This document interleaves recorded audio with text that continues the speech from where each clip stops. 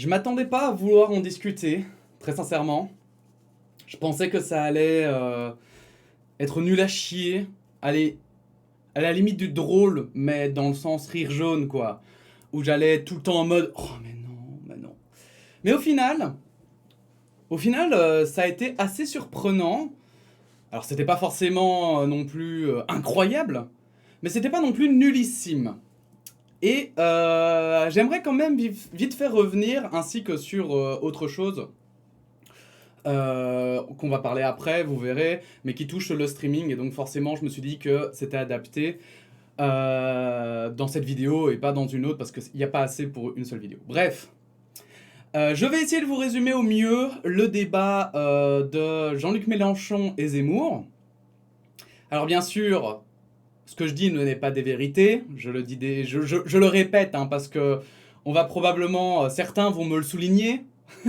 Alors ce ne sont pas mes abonnés, la plupart sont assez gentils et compréhensifs, hein. Ils ont un esprit critique, mais bon, on sait jamais, hein.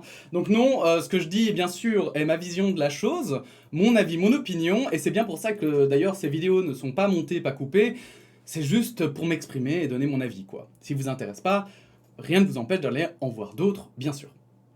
Ma vision de ce débat, déjà, donc, pourquoi est-ce que je m'attendais à ce que ce soit de la merde? Parce que Jean-Luc Mélenchon et Éric Zemmour sont tous les deux des personnalités très fortes. On a déjà vu Jean-Luc Mélenchon, je vais dire, parfois être aussi con que Zemmour. Alors la différence, je dirais, c'est que Jean-Luc Mélenchon, c'est parfois, et Zemmour, c'est beaucoup plus souvent, mais bon, ça c'est mon avis. Mais dans le sens où parfois ils ont déjà eu, voilà, Jean-Luc Mélenchon, ma personne est sacrée, etc. Ce sont des choses qui ont fait parler de lui, et pas en bien. Et il y a déjà eu des scandales, il a déjà eu des façons de réagir et d'être qui n'étaient pas franchement... allez, c'était franchement pas digne d'un député ou même d'un représentant de la République, je vais dire comme ça. Donc, je m'attendais, honnêtement, je savais pas trop s'il allait tomber dans le piège ou pas, mais je m'attendais parce qu'en plus, Zemmour, il adore provoquer. C'est un peu aussi, hein, l'extrême droite, de manière générale, adore provoquer. Elle aime bien jouer sur son terrain. Et on l'a vu d'ailleurs pendant le débat, hein, Zemmour n'a pas arrêté d'essayer de revenir constamment vers l'immigration, toujours revenir sur ce sujet, parce que c'est son terrain de chasse, tout simplement. Alors que je vais dire, dans les thèmes qui étaient abordés, l'immigration était en premier. Et alors là, par contre, très bon choix. Je sais pas comment ça s'est choisi justement. Je dirais plutôt choix très intéressant plutôt que très bon choix. Mais très bon choix pour Mélenchon en fait, parce que il terminait par le social. Or le social, c'est le terrain de Mélenchon. Et donc, c'est très intéressant, je trouve, que ça ait fini par ça. Parce que Zemmour aurait pu totalement vouloir terminer par l'immigration. Et ça montre quand même, je pense, le ton d'ailleurs général du débat. Jean-Luc Mélenchon l'a d'ailleurs souligné et je trouvais ça très noble de sa part. Éric Zemmour a suivi et il faut quand même le souligner parce que ça m'a surpris de la part d'Éric Zemmour. Mais ils ont remercié quand même la chaîne d'avoir tenu leur parole. Et ça, c'est franchement important.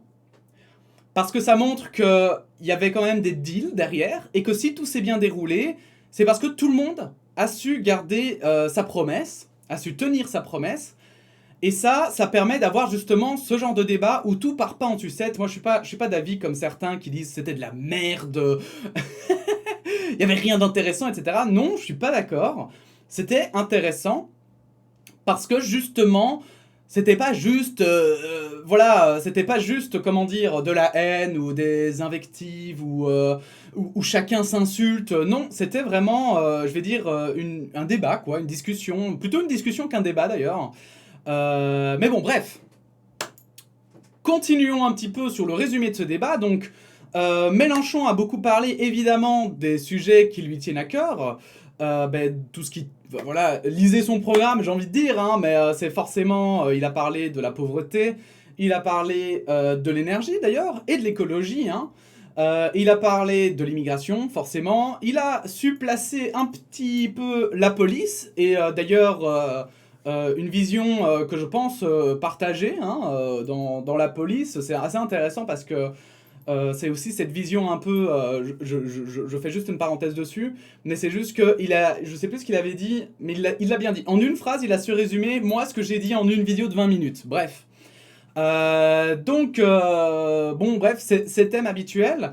Et là où moi, justement, alors Zemmour, je le suis de loin, hein, donc je connais pas du tout tous ces thèmes, je sais pas vraiment non plus comment il réagit, qu'est-ce qu'il fait, etc. Je connais juste ses idées générales, je sais que c'est pas du tout les miennes, et en général, je l'évite en fait. Et du coup, voilà, comme je vous le dis, j'étais pas forcément intéressé par ce débat, parce que moi j'ai plutôt tendance à éviter, je vais dire, les personnes que je trouve trop extrêmes, hein, que ce soit d'ailleurs dans l'extrême droite ou l'extrême gauche, hein, pour citer, voilà, parce que quand je parle, on avait le débat quand même de qu'est-ce qui est l'extrême droite et l'extrême gauche, mais je vais prendre la définition qu'on donne à certaines personnes d'extrême gauche, quoi. Mais d'extrême gauche négative, d'extrême gauche, on va dire justement qu'on considère comme violente, etc. Et que moi, je considère, j'avais dit, enfin bon bref, allez voir cette vidéo. Mais donc, ce que je voulais dire par là, c'est que donc Zemmour, moi, j'ai l'impression d'avoir justement, du coup, je voulais savoir comment les propositions qu'il allait faire et comment il allait discuter. Et honnêtement, à part l'immigration et l'écologie, ou quand même, l'écologie, il a placé un mot, ça m'a surpris. Parce que, bah, en vrai, il aurait pu en avoir rien à foutre. Même si c'est difficile aujourd'hui en 2021 d'en avoir rien à foutre, mais il a quand même fait une parenthèse et il avait quand même des idées dessus, quoi. Et je m'attendais pas à ce que Éric Zemmour ait des idées sur l'écologie. Mais sinon, à part ça, c'était l'immigration, et ça, moi, enfin, je sais pas quoi, c'est un peu étrange, je trouve, parce que. Bah, parce qu'il y a un moment donné, je veux bien que l'immigration puisse être le point fondamental, comme, je veux dire, Jean-Luc Mélenchon, son point fondamental, c'est pas un secret, c'est, enfin, je veux dire, le capitalisme qui est un problème. Mais c'est pas pour autant qu'il a crié que capitaliste, capitaliste, capitaliste. Et du coup, pour moi, selon moi, hein, dans le débat d'idées, si je devais donner plutôt un gagnant, je donnerais plutôt Jean-Luc Mélenchon, parce qu'il a pu dérouler finalement son opinion. Il a pu dérouler son opinion, son programme, de manière simple et efficace, parce qu'en plus, il faut quand même admettre que Jean-Luc Mélenchon est un excellent orateur, excellent, comment dire, j'ai envie de dire même politicien, hein, puisque il sait échanger en fait. Je trouve qu'on voyait quand même un certain talent à savoir répondre. Alors que Zemmour, on voyait qu'il était beaucoup plus. Son talent provient beaucoup plus dans le discours. C'est-à-dire qu'il est beaucoup plus dans de longues. Il parle pendant 4-5 minutes d'un sujet, et puis après, il a un peu du mal à répondre et à rebondir sur les idées de l'autre. Je trouvais, hein, personnellement. Je vais aussi souligner quand même cette différence que Jean-Luc Mélenchon écrivait, les éléments importants que Zemmour soulignait, alors que Zemmour n'a pris aucune note. Et pour moi, c'est en fait, c'est juste une sorte de professionnalisme. Ça montrait en fait que Mélenchon, il a l'habitude de ce genre d'exercice forcément, et pas forcément Zemmour, qui lui, il va plus à l'arrache, je vais le dire comme ça. Alors ça fait partie hein, de son image, ça fait partie un peu de son standing, mais en fait, je pense que ça lui a porté préjudice, parce que dans une joute verbale comme ça, c'est important en fait, on se rend pas compte, mais c'est hyper important de retomber sur ce que l'autre a dit. Et à un moment donné, ils ont discuté d'un mot, c'était quoi? La réimmigration, quelque chose comme ça. Et Zemmour a fait non, non, mais je l'ai pas dit. Et là, il y a Mélenchon qui a dit mais si, je l'ai noté, c'est que vous l'avez dit quelque part. Alors, je vous avoue que j'ai pas vérifié s'il l'avait dit. Mais c'est là où il y a une force en fait, c'est que forcément, tu vas pas oublier, et surtout contre quelqu'un comme Zemmour, qui a tendance à faire des diatribes comme ça super longues, c'est hyper important de noter et de se rappeler en fait des différents arguments qui ont été énoncés. J'aimerais aussi souligner quand même, parce que voilà, en fait, pour moi, Jean-Luc Mélenchon a agi comme un véritable politicien. Et je dis ça de manière le plus neutre possible, hein. C'est dans le sens où vraiment on voit, comme je le disais, on voit qu'il est rodé à l'exercice, hein. On voit que c'est pas la première fois qu'il fait un débat, on voit que c'est pas la première fois qu'il discute et qu'il échange lors d'une émission de télévision. Et en fait, ce qui était intéressant, c'est sa gestion du temps. Parce que je sais pas si vous avez remarqué, mais il était le trois quarts du temps, il était derrière Zemmour en termes de temps. Ce qui lui donnait un avantage considérable parce que du coup, il pouvait à chaque fois répondre à Zemmour. Tout aussi, j'étais assez impressionné sur le fait qu'il gardait toujours à l'œil, on aurait dit qu'il gardait toujours à l'œil son temps de parole. Et du coup, forcément, en fait, ces phrases, il les faisait les plus incisives, les plus claires et incisives possibles. Alors que Zemmour, parfois, il se lançait et il disait mais ne m'interrompez pas. Mais d'un autre côté, il était moins efficace, si vous voulez, dans son discours. Voilà, ça c'est un peu pour, je vais dire, la forme. J'ai trouvé ça assez intéressant de le souligner. Maintenant, voilà, comme je dis, dans le fond, en fait, je vais pas tellement parler du fond, je pense, parce que vous connaissez mes idées, on en parle souvent dans cette chaîne. Et je pense qu'en vrai, c'est pour ça que je trouve ça intéressant, c'est que je crois qu'en vrai, il y en a beaucoup qui ont dit qu'il n'y avait pas... Enfin, je sais pas, qu'il n'y avait pas de fond ou que finalement ça n'apportait rien. Moi, je suis pas d'accord parce que je trouve que Zemmour, au contraire, a montré que voilà, le point principal de son programme, c'est l'immigration. Il l'a répété plusieurs fois. Hein. À chaque fois, il revenait dessus. Et donc, c'est qu'en fait, je trouve qu'on agrippe dans sa pensée finalement que pour lui, tous les penchants de la société, tout ce qui ne va pas, provient de l'immigration. Alors que justement, quand on entend Mélenchon discuter, c'est beaucoup plus dans la structure sociale en fait. Et j'ai envie de dire que c'est là toute la difficulté dans ce genre de débat. Mais je veux dire, justement, ça peut être n'importe qui, hein, que ce soit Mélenchon, que ce soit on a Macron, d'autres politiques, je veux dire, qui sont même pas du même bord. Hein. Même les Républicains se font laminer par des gens comme Mélenchon ou des gens comme Mélenchon, pardon, des gens comme Zemmour ou Le Pen. Or, Jean-Luc Mélenchon, là, quand même, il a réussi à répondre avec des arguments, avec des données qui, alors certes, n'étaient peut-être pas tout à fait exactes. On a vu que voilà, il y avait eu un espèce de fact-checking, etc. Le fact-checking, d'ailleurs, je trouve ça génial. Je trouve que c'est une super bonne initiative de la part de BFM. Hein. Ce fact-checking, qu'il soit bien fait ou pas, je parle vraiment de l'idée du fact-checking. Je trouve ça vraiment cool et je trouve que ça devrait être dans tous les débats comme ça, sur toutes les chaînes, parce que c'est tellement important. C'est tellement important. C'est tellement important d'avoir quelqu'un qui dit « Mais attendez, il y a d'autres chiffres qui existent. Mais attendez, même je trouve le truc de... Vous savez que ce n'est pas légal, et je l'ai retweeté, le fait que... C'était pas vraiment un argument, c'est pas légal. C'est pas parce que, voilà, agresser des gens dans la rue, c'est pas légal. C'est pas pour autant que ça n'existe pas. Bon. Mais ça reste quand même intéressant de voir justement comment, en fait, on essaie de remettre en perspective les idées de chacun et comment chacun y répond. Et en fait, ce que je trouvais qui était intéressant, c'est que Zemmour, au final, dans ses chiffres, il faisait des erreurs monumentales, quoi. Enfin... Je veux dire, allez, au final, ces chiffres, on sait pas, quoi. Il parlait de 50 milliards d'euros de préjudice à l'État. Apparemment, BFM avait dit il y a une semaine que c'était entre 15 et 45 milliards. Dans les données qu'on a, dont on est sûr, c'est minimum 1 milliard, ou 2, je crois. Mais, enfin voilà, et c'est tout un tas de trucs comme ça, où en fait, il tirait un peu des chiffres de son chapeau. En fait, comment le dire? C'est que Zemmour, en fait, selon moi, en fait, utilise les chiffres pour appuyer son propos. Alors, je m'explique, parce que tout le monde fait ça. Mais lui, s'il doit les exagérer pour que son propos paraisse plus vrai, il va le faire.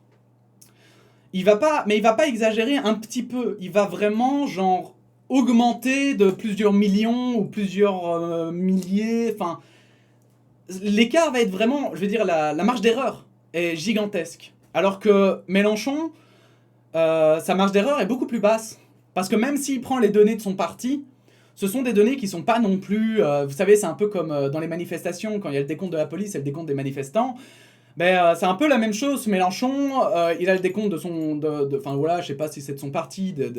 Il a des données de différents instituts.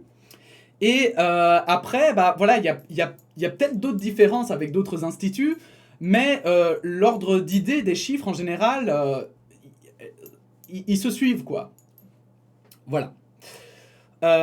Et donc je trouve ça dommage, enfin je trouve ça dommage, non je trouve pas ça dommage, disons que ça ne m'étonne pas que Zemmour use ce genre de méthode pour rendre son propos plus juste, plus, pour essayer de le rendre plus avalable, agréable à l'oreille, bref. Malgré tout, quand même, ce débat a été quand même... voilà, moi je vous conseillerais pas forcément de le regarder, mais j'ai vu beaucoup de points positifs dans ce débat, parce que déjà, moi j'ai, pour que vous le sachiez, BFM TV, j'aime pas. Voilà, j'aime pas cette chaîne, j'aime pas leur façon de traiter l'actualité, j'aime pas leurs invités, j'aime pas leur manière de faire. Mais là, je trouve que pour ce débat, très honnêtement, ils ont été corrects. Alors, bon, après, voilà, qu'on le veuille ou non, BFM, ça reste quand même une chaîne, enfin, relativement jeune, avec des journalistes qui sont pas forcément rodés, hein. Je veux dire, Mélenchon, ça fait combien de temps qu'il est en politique? Ça fait des dizaines d'années. Les journalistes de BFM, ça fait pas forcément des dizaines d'années qui sont journalistes et qui font des débats de ce style. J'aimerais d'ailleurs souligner, parce qu'il y en a beaucoup qui se sont moqués des deux journalistes, et c'est vrai que c'était un peu marrant parce que face à ces deux personnalités extrêmement dures de placer, mais justement, j'aimerais quand même les féliciter parce qu'ils ont quand même réussi à placer de temps en temps, à recentrer le débat, à mettre voilà justement les sujets qui avaient été visiblement promis, hein, au centre, de discuter de tout ça, et même si justement au final, le trois quarts du temps c'était de la discussion, entre Zemmour et Mélenchon, en même temps c'était un débat, il faut quand même admettre que BFM a plutôt bien taffé sur son émission, et que c'est plutôt cool. C'est plutôt cool de voir ça, et quand même un gros big up à ces deux journalistes on se rend même pas compte à quel point cet exercice est difficile. Donc je compatis un petit peu pour eux deux, qui qui sont retrouvés là au milieu, et qui ont quand même malgré tout réussi à mener ce débat, donc à faire, je veux dire, les conciliateurs. Donc franchement, chapeau pour des journalistes, je vais dire, comme ça, c'est extrêmement difficile. Donc allez, je me permets quand même une petite félicitation personnelle envers eux. Parce qu'on on se rend pas compte à quel point c'est chaud. Voilà, maintenant, gagnant ou pas, c'est évidemment chacun de faire son opinion. Je pense que ça reste que le début, hein, c'est qu'un débat parmi plein d'autres qui vont arriver, parmi plein de propositions. On entendait Mélenchon qui disait « moi, mon programme, ça publié dans un mois ».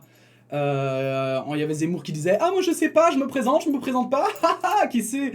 Donc, bon, on en est encore qu'au début, mais ça va, c'est pas un début, on commence pas en mode gros dégueulasse. J'ai vu un article du soir qui disait attendez, on va retomber dessus, mais qui disait que c'était horrible. J'étais en mode mais non, mais faut arrêter de déconner là, c'est pas horrible non plus. Là, un festival d'horreur, ouais, il faut arrêter de déconner quoi. Non mais oh, merde, enfin, bref. Maintenant, on va passer vite fait à un tweet, hein, de Jean-Luc Mélenchon que je trouve extrêmement intéressant en tant que streamer et créateur de contenu sur internet. On a Jean-Luc Mélenchon qui dit « Hier, près de 100 000 personnes suivaient le débat BFM sur Twitch, sur les chaînes de Sardoche, Hugo Travers et Danny Caligula. Mais suite à une réclamation, ces comptes ont été bans 48 heures. Je le signale à Fogiel, il faut que ça change pendant la campagne. » Fogiel m'a répondu, il regarde comment concilier les règles et l'énergie des streamers qu'il trouve stimulante. À suivre donc en général. Et en effet, moi, en fait, j'ai longuement hésité, et je pense que ça aurait intéressé, alors Fogiel verrait, hein, Wikipédia... est une personnalité des médias animateurs, aussi bien la France, talk show. Ouais, mais et il est qui? PTDR, t'es qui? Directeur général de la chaîne de télévision. Ok, c'est cool. D'accord, ok. Maintenant, je vois qui c'est du coup. Plus intéressant. Mais du coup, effectivement, en fait, ça, je trouve extrêmement dommage. Même maintenant, en fait, j'aurais préféré mettre des extraits, vous parler un petit peu, mais j'ai trop peur que cette vidéo se fasse strike. Surtout que BFM, ils sont hyper au taquet là-dessus, donc c'est trop nul. Mais je pense que c'est vraiment important de pouvoir diffuser ce genre de choses, ce genre d'événements. Surtout que on voit quelqu'un ici qui dit « Il faudrait couper les dons, subs, etc. sur ce genre de contenu, loin d'être un défenseur de BFM, mais pour les coups, c'est juste du vol de contenu. Et le streamer, en donnant son avis, influencera son public là où chacun devrait se faire son opinion, ou alors réac à froid. Et en fait, le truc, c'est que c'est pas du vol de contenu non plus à 100%, parce que ça rentre en fait dans le droit de citation. Ça rentre dans le droit de donner justement son opinion sur quelque chose. Alors par contre, là où je suis d'accord, c'est peut-être le diffuser en différé, ou alors, en tout cas c'est vrai qu'il faut quand même trouver des méthodes pour que les TV ne perdent pas 100% de leurs revenus. Enfin ça c'est logique, et je rejoins en partie ce commentaire. Quitte que ce soit, vous savez, une partie en fait de ce que tu vas gagner ce mois-là ira à BFM ou quoi, ou que tu payes des droits accessibles, j'en sais rien. Mais en tout cas, c'est quand même intéressant d'avoir quelqu'un qui peut réagir dessus. Moi déjà, je trouve ça beaucoup plus sympa de regarder ce genre d'émission avec quelqu'un qui réagit. En plus, moi j'aimerais le faire.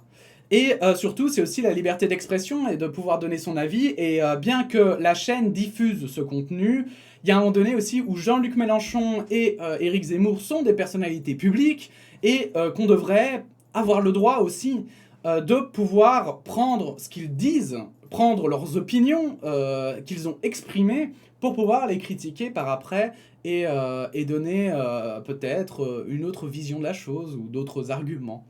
Bref, donc voilà, je soutiens cette demande de la part de Jean-Luc Mélenchon. Je trouve ça assez cool d'avoir pensé à ces personnes, qui sont en plus très différentes. Hein. Sardoche, Hugo Travers et Dani Caligula sont trois, justement, je trouve, streamers de trois côtés différents. Donc c'est intéressant quand même qu'ils prennent les trois. Alors évidemment qu'il a pris les trois aussi parce que le but aussi c'est justement de se faire élire hein, pour lui, donc on va pas faire les naïfs. Mais c'est cool qu'il y ait pensé. Bref. Voilà un petit peu pour mon avis global. Il y aurait des milliers de trucs à dire, mais je pense que ça sert à rien de faire une vidéo de 40 minutes. Je l'aurais fait si on regardait peut-être le débat ou si j'avais pris des citations, mais je vous le dis, trop peur de me faire strike.